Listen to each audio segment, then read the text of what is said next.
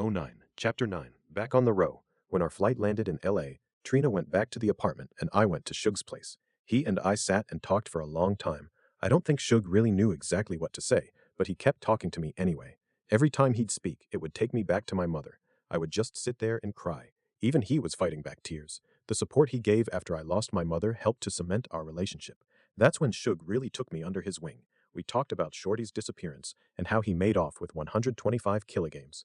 Once Shug found that out, he really made sure he looked out for me. He began to treat me as if I were his real son. Some of the other label mates didn't like that, and it silently stirred up some animosity between them and I.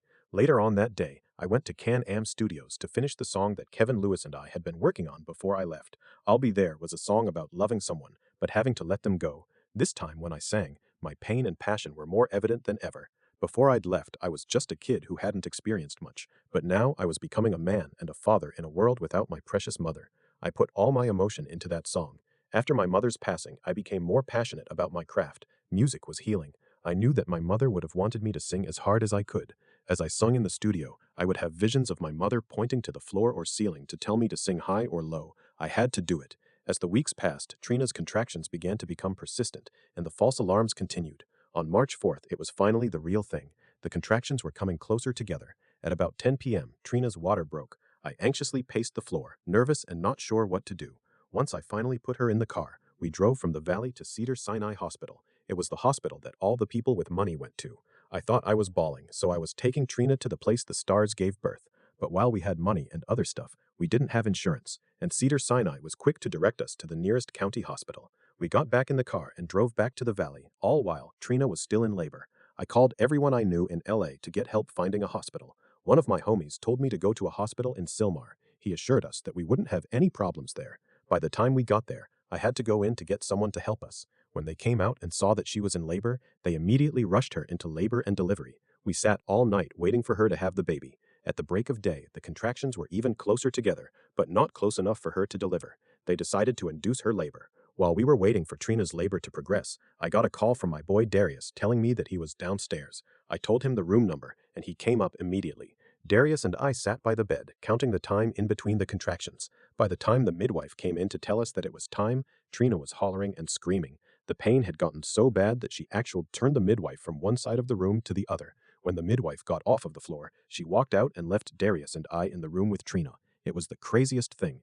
Darius was on one side of the bed, and I was on the other. Trina was pushing, but she was having a hard time. It looked like we would have to deliver the baby ourselves. Darius was a trooper, though. He and I were there coaching Trina through. "Mom, you got this," we kept saying to her. She was pushing for a while before we saw the crown of the baby's head. We yelled for the doctor to come in and help us. He made it just in time. Within 10 minutes, the baby was born. Just as the baby began to cry, I heard the doctor say, "Congratulations, it's a girl." As soon as he said that, the tears began to roll down my face. I couldn't explain the joy I felt holding my firstborn for the first time, nor could I explain the pain that I felt knowing that my mother was just 1 month shy of seeing my baby girl. We named our princess Ashley Dautrene Lachey Stewart. It was a combination of mine and our mother's names. After aiding in Ashley's delivery, Darius said, "Man, I was here, so I earned the right to be the godfather." I didn't have a problem with that. He had definitely proven himself. Since he was friend enough to assist in the birth of my first child, he had more than earned the title. Plus, Darius was good people. It was a good choice.